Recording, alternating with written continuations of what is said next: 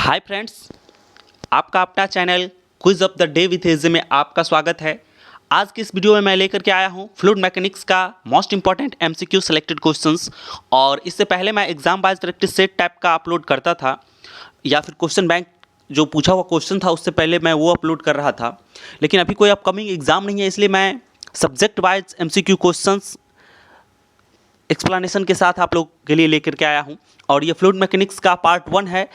इसी तरह से अब continue part 1, part 2, part 3 fluid mechanics का पूरा क्वेश्चन ओपी गुप्ता का निचोड़ मैं लेकर के आऊँगा। और अगर हमारे चैनल पे आप नए हैं तो चैनल को सब्सक्राइब करके बेल आइकन प्रेस कर लीजिए, क्योंकि ये चैनल अगर आप डिप्लोमा इन केमिकल इंजीनियरिंग से हैं तो ये चैनल आपके लिए काफ़ी हेल्पफुल होने वाला है। साथ ही साथ इस पर जीके जीएस का भी शानदार कलेक्शन आपको मिलेगा। तो ऑल इन वन आपको इस चैनल पे मिलेगा, टेक्निकल के साथ साथ नॉन टेक्निकल भी। तो बिना समय गवाते हुए चलते हैं अपने पहले क्वेश्चन की तरफ। पहला क्वेश्चन है, potential flow is the flow of. Potential flow क्या है? Compressible fluid with shear, compressible fluid with no shear, और इनकंप्रेसिबल फ्लूइड विथ शियर, और incompressible fluid with no shear. तो इसका जो राइट आंसर है वो है option D, incompressible fluid with no shear. ठीक है, ये सारा क्वेश्चन आप लोग का पढ़ा हुआ है, जस्ट एक रिवीजन के लिए, आपका कॉन्फिडेंस बूस्टअप के लिए आप इस वीडियो को ज़रूर देखें। ठीक है, चलते हैं अगले क्वेश्चन की तरफ। हमारा अगला क्वेश्चन पे जाने से पहले अभी जो मैं कंप्रेसिबल फ्लूइड, इनकंप्रेसिबल फ्लूइड का चर्चा किया उसका मैं थोड़ा सा बता देना चाहता हूँ कि इनकंप्रेसिबल फ्लूइड जो होता है जिसमें रो जो है कांस्टेंट होता है। रो यहाँ पे ये क्या है? ये डेंसिटी है। इसको ऐसे समझ सकते हैं कि डेंसिटी जो है इनकंप्रेसिबल फ्लूइड में कांस्टेंट होता है और इनकंप्रेसिबल फ्लूइड में डेंसिटी जो है वो वैरी करता है। ठीक है, चलते हैं अगले क्वेश्चन की तरफ। अगला क्वेश्चन है, Newton's law of viscosity relates the. Newton's law of viscosity क्या रिलेट करता है? Shear stress and velocity, velocity gradient and pressure gradient, shear stress and rate of angular deformation in fluid, pressure gradient and rate of angular deformation.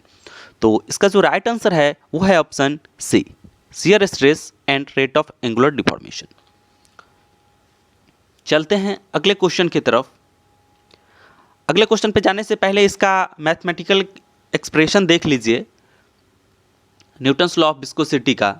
ये math आपको इस type का भी पूछा जा सकता है कि इसमें से कौन सा न्यूटन्स लॉ ऑफ विस्कोसिटी का मैथमेटिकल एक्सप्रेशन है। तो यहाँ पे शियर स्ट्रेस, ठीक है, म्यू जो है वो विस्कोसिटी, तो या और ये तो आप देख रहे हैं रेट ऑफ शियर डिफॉर्मेशन है। ठीक है, चलते हैं अगले क्वेश्चन की तरफ। अगला क्वेश्चन है, poise is converted into stoke by. Poise को अगर स्ट्रोक में कन्वर्ट करना हो तो क्या करते हैं? दोनों जो है सो विस्कोसिटी का यूनिट है। तो option A, multiplying with density, dividing with density, multiplying with specific gravity, और डिवाइडिंग विथ स्पेसिफिक ग्रेविटी। तो इसका जो राइट आंसर है वो है ऑप्शन बी। अगर कोई विस्कोसिटी पॉइज में दिया हुआ है उसको स्ट्रोक में कन्वर्ट करना हो तो हम लोग डेंसिटी से डिवाइड कर देते हैं। ठीक है, चलते हैं अगले क्वेश्चन की तरफ। With increasing the temperature viscosity of liquid.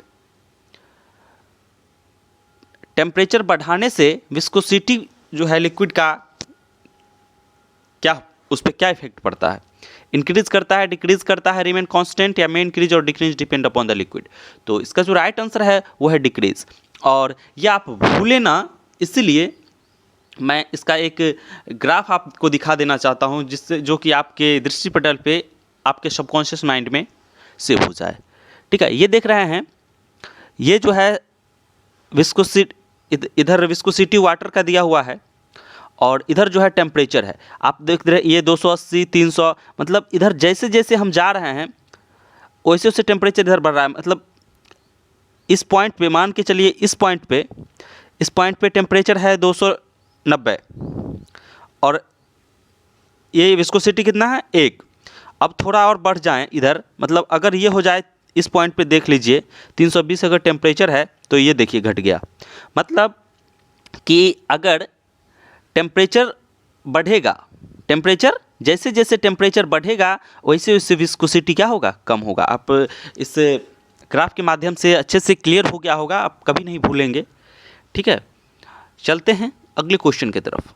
अगला क्वेश्चन है an ideal fluid is frictionless and incompressible, one which obey Newton's law of viscosity, high viscous और नन। तो इसका जो राइट आंसर है वो है option A, frictionless and incompressible. Okay, चलते हैं अगले क्वेश्चन की तरफ। हाँ, अगला क्वेश्चन पे जाने से पहले थोड़ा सा दोनों का फ्लो प्रोफाइल देख लीजिए। आइडियल फ्लूइड का फ्लो प्रोफाइल ये है और रियल फ्लूइड का फ्लो प्रोफाइल ये है। ठीक है, दोनों का फ्लो प्रोफाइल देख लीजिए आप। उसके बाद चलते हैं अगले क्वेश्चन की तरफ। अगला क्वेश्चन है discharge from a 24 inch pipe of water at 10 feet per second will be dash feet cube per second. मतलब यहाँ पे आपको डिस्चार्ज पूछ रहा है, डाया दिया हुआ है, वेलोसिटी दिया हुआ है, तो आपको इसका आंसर बताना है। इसका मैं सॉल्यूशन भी लाया हूँ, आप लोग थोड़ा देख लीजिए।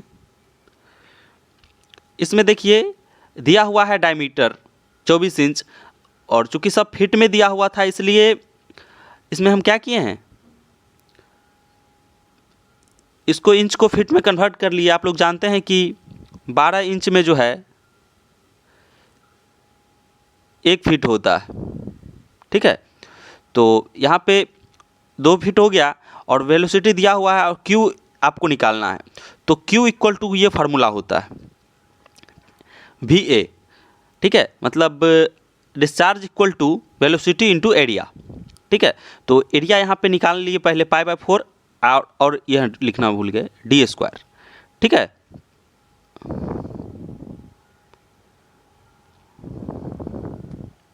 तो यहाँ पे निकल गया π/4 और d²। तो ये दो दूनी 4 कट गया, ये पाई निकल गया और अब निकाल लिए बस। ये जैसे ही निकल गया Q equal to V A कर दीजिए, वही आपका आंसर हो गया। ठीक है, तो ये यहाँ पे इसका राइट आंसर हो गया। ठीक है, यहाँ पे जो राइट आंसर है वो है ऑप्शन बी। ठीक है, अप्रॉक्स में अगर 32 भी दिया रहेगा तो हम लोगों को वो लगाना है। ठीक है, उसके बाद चलते हैं अगले क्वेश्चन पे। अगला क्वेश्चन है Bernoulli equation describe the mechanical energy balance in potential flow, kinetic energy balance in laminar flow, mechanical energy balance in turbulent flow और mechanical energy balance in boundary layer. तो इसका जो राइट आंसर है वो है mechanical energy balance in potential flow.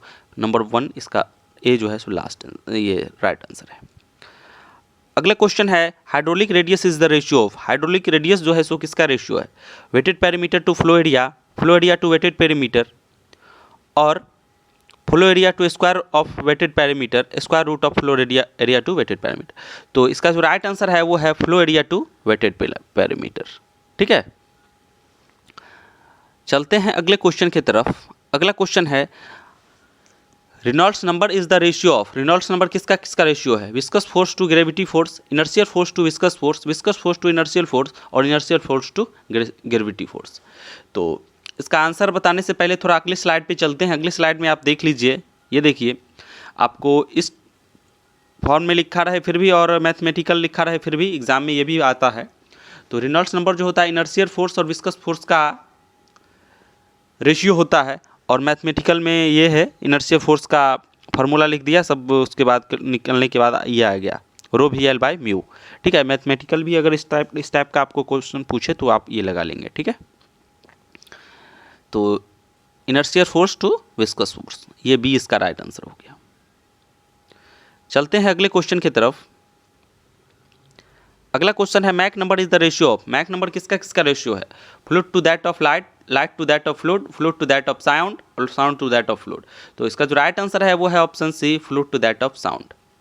ठीक है, उसके बाद चलते हैं अगले क्वेश्चन की तरफ। अगला क्वेश्चन है pressure drop in packed bed for laminar flow is given by the dash equation, laminar flow में पूछ रहा है। ठीक है, तो option A Kozeny Carman equation, Blake Plummer equation, Leva और फैनिंग फ्रिक्शन फैक्टर, फैक्टर।